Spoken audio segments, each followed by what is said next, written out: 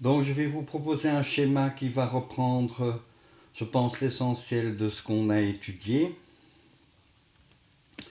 C'est un schéma, donc ça veut dire que c'est à vous de l'améliorer, de rajouter des choses, d'en supprimer, de méditer dessus, réfléchir, c'est comme vous voulez. Mais j'espère que ce schéma aidera à synthétiser tout le travail qu'on a fait jusqu'à présent. Je commence. Donc l'être humain, avec sa conscience, s'insère dans le monde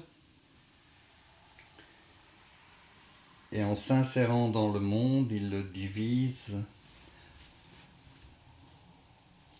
en deux activités essentielles qui se font face et qui se complètent. D'un côté, nous avons la pensée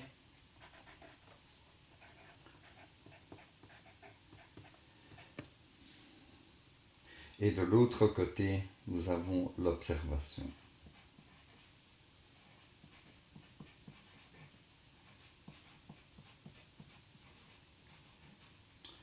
On peut très bien imaginer un être humain, excusez-moi, parfois l'image disparaît et puis revient. Peut-être qu'il y a trop de lumière, je vais essayer de changer ça un petit peu. Voilà, et bien non, c'est vraiment ultra chiant. Je vais peut-être enlever cette lampe. Voilà, ça va déjà beaucoup mieux. Donc je reprends, l'être humain s'insère dans le monde et donc se perçoit comme un sujet face au monde qui est un objet ou une somme d'objets. D'un côté, nous avons une activité qu'on appelle l'observation et de l'autre côté, nous avons une activité qui s'appelle la pensée, que je vais appeler la pensée. On pourrait très bien se placer devant les choses sans les observer, excusez-moi, c'est le café. Sans les observer, à ce moment-là, les choses resteraient pour nous énigmatiques, voire obscures. C'est à l'aide de la pensée qui est activée par l'observation que nous pouvons donner sens aux choses. De la pensée naissent des concepts.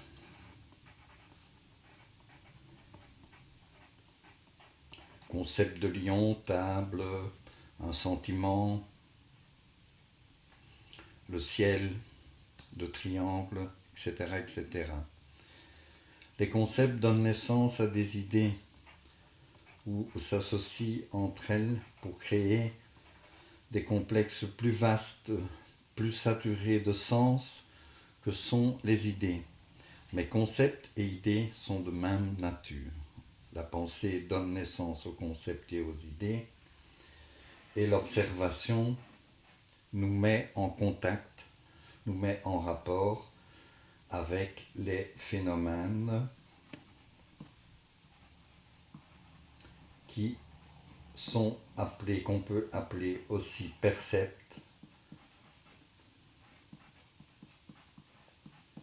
et que Rudolf Steiner, pour des raisons qui ont été expliquées auparavant, appelle lui des perceptions, pour les distinguer des sensations, qui sont en rapport plus avec la physiologie. Bref, l'observation donne naissance aux percepts, la pensée donne naissance aux concepts et aux idées.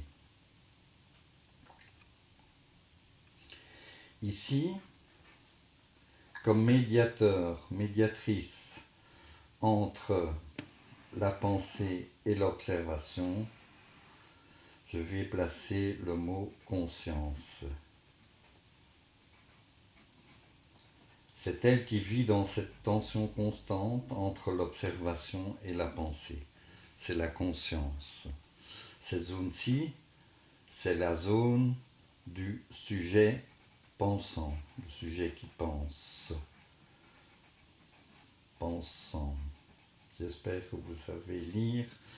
Je vérifie sur l'écran, ça a l'air d'aller. Le sujet pensant. D'accord? Donc l'être humain, si vous voulez, est inséré dans cette première dualité de base. Elle est première, c'est vraiment, on ne peut pas en trouver une avant celle-ci.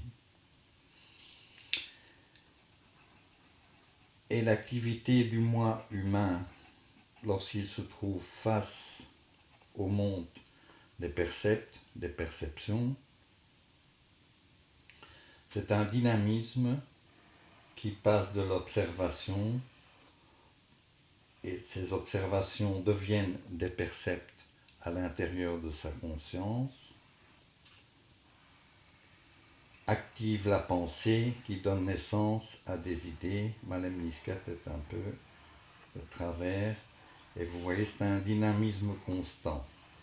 Donc dans notre vie perceptive, notre vie de pensée, il y a un mouvement constant qui se fait dans le sens de cette belle lemniscate. Le point central de la lemniscate, c'est le moi humain. Voilà, vous pourrez refaire chez vous un dessin un peu plus correct. Je vérifie, on peut lire. Alors, du côté de l'observation, vous avez les percepts. Que sont les percepts? Eh bien, les percepts, on pourrait dire que ce sont tous les objets immédiats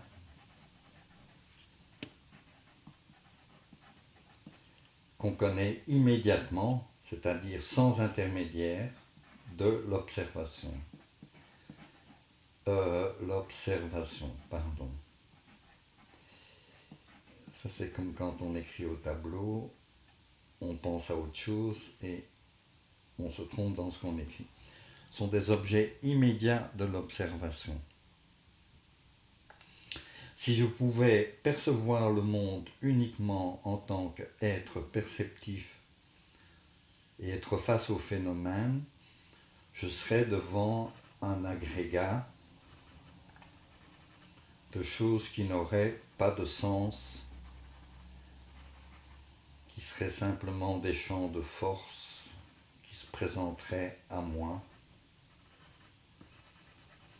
Et ce n'est pas le cas, parce que dès que l'être humain, par le biais de l'observation, entre en contact avec les percepts, la pensée s'active, il rajoute des concepts, qui soient justes ou qui soient faux, ça c'est autre chose, et le monde prend un sens, parce que ces percepts vont se relier les uns aux autres de manière cohérente pour former à l'intérieur de l'être humain ce qu'on peut appeler une image mentale.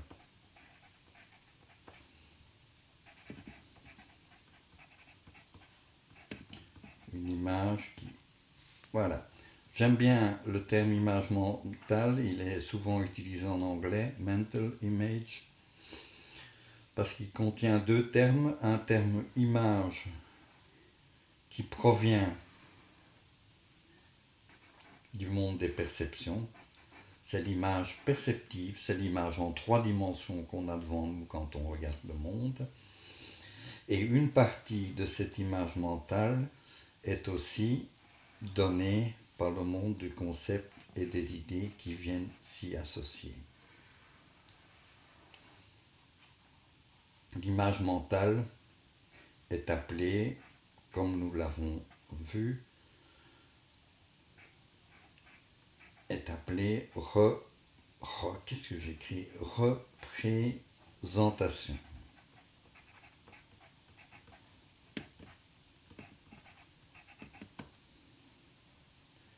Donc je vais être ça. Mais le terme image mentale permet de voir les deux sources qui lui donnent naissance.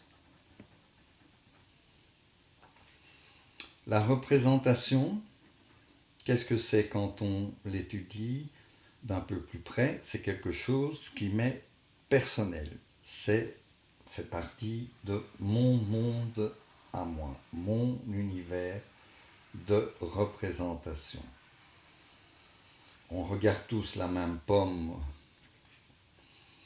ou la même table, mais chacun s'en fait une représentation différente. La représentation est un concept individualisé. Au fur et à mesure que la vie de l'être humain se déroule, il va ajouter à son monde intérieur une foule de concepts et s'enrichir intérieurement. Cette vie intérieure de l'homme est faite de pensées, de sentiments,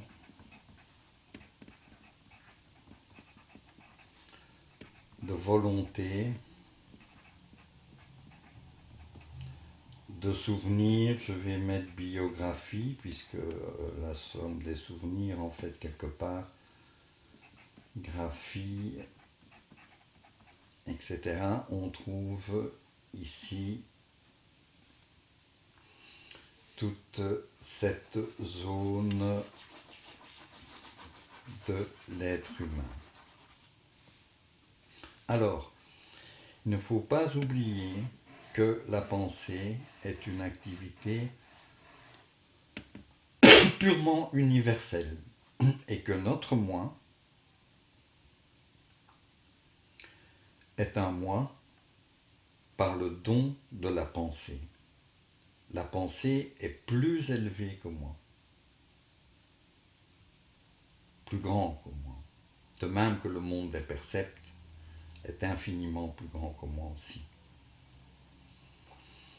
Donc, c'est par un don de la pensée, c'est grâce à la pensée que je me perçois comme un moi.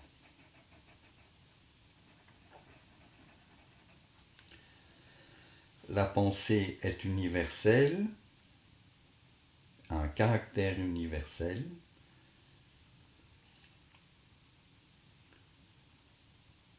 Nous ne voyons pas, si je regarde une tasse et que 10 personnes regardent la tasse, nous voyons chacun une tasse différente, mais nous pensons de la même façon la tasse. Même si nous pensons différemment, la pensée vient unir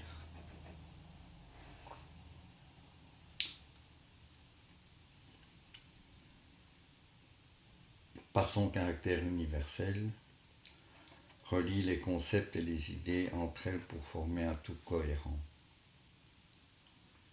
Donc en général, on dit que chacun pense différemment, mais qu'on voit la même chose, on voit la même tasse, mais on pense différemment. En fait, c'est l'inverse. Donc grâce à la pensée, nous sommes un moi. Et la pensée étant universelle, elle nous relie à, ici j'ai pas de place sur le dessin, à un autre, nous relie à l'univers de ce côté-là par ce qu'on appelle l'activité intuitive, l'intuition. Waouh, je viens d'avoir une super idée. Et d'où est-ce qu'elle vient ton idée? Bon, je ne saurais pas vraiment dire.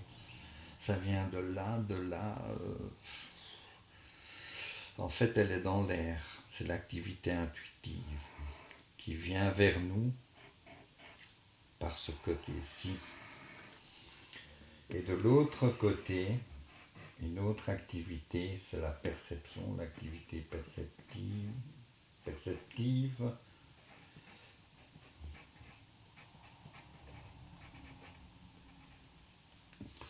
Le monde vient à notre rencontre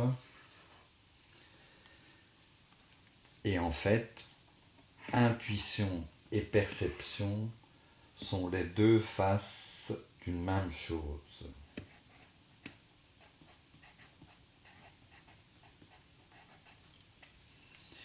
Oh Seigneur, je vais remonter un petit peu. Peut-être que ça ira. Ah, c'est dans l'autre sens. Deux faces d'une même chose. D'une même chose, d'un même univers qui se présente à nous de deux façons différentes. Sous la forme de concepts et d'idées par l'activité intuitive et sous la forme de percepts par l'activité perceptive. Donc d'un côté, les percepts, c'est ce qu'on appelle le donné, c'est ce qui se présente à nous. Et là, on ne peut rien y faire. Une fois que c'est un donné, se présente à nous. C'est le côté, je ne vais pas dire inactif, mais enfin, je vais le dire quand même. Les choses sont ce qu'elles sont, les objets sont ce qu'ils sont. Ils se présentent à nous comme objet immédiat de l'observation, comme champ de force indéterminé, etc. Par contre, ici, nous avons le non donné. Ça n'est pas donné. Ça dépend de notre activité. On peut très bien rester normalement devant un arbre, le regarder, le regard vide et ne rien en déduire, ne pas se poser de questions et ne pas chercher de réponses. Mais il se fait que l'être humain est ainsi fait que, par sa propre nature, dès qu'il se trouve devant un objet de perception, la pensée s'active au travers de l'observation. Voilà, tout ça est vite dit, mais j'espère que ça vous aidera. Du côté de la pensée, on a distingué, et ça c'est assez important tout de même à signaler parce qu'on oublie, c'est l'intellect qui analyse. On a plus une autre activité beaucoup moins connue, beaucoup moins étudiée à l'école, c'est la raison qui synthétise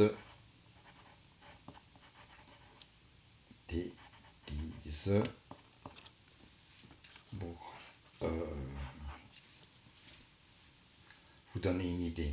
On a dit beaucoup d'autres choses là-dessus. Qu'est-ce que je pourrais encore ajouter? Je pense que ça c'est important, le moi qui n'est pas l'activité de la pensée.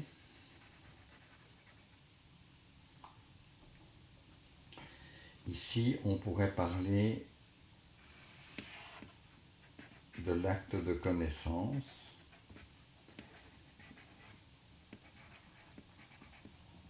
Donc, qui vient résoudre cette séparation de l'homme avec l'univers.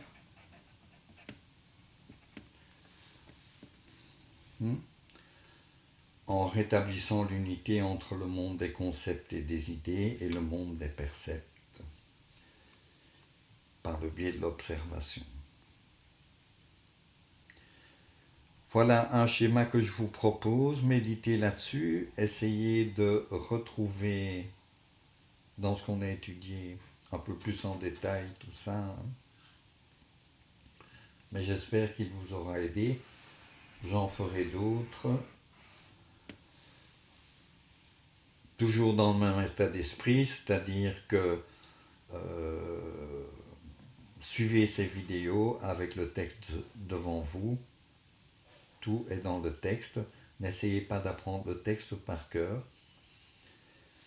Utilisez l'intellect pour diviser le texte des chapitres en plus petites parties qui représentent chaque fois une idée ou une série de concepts.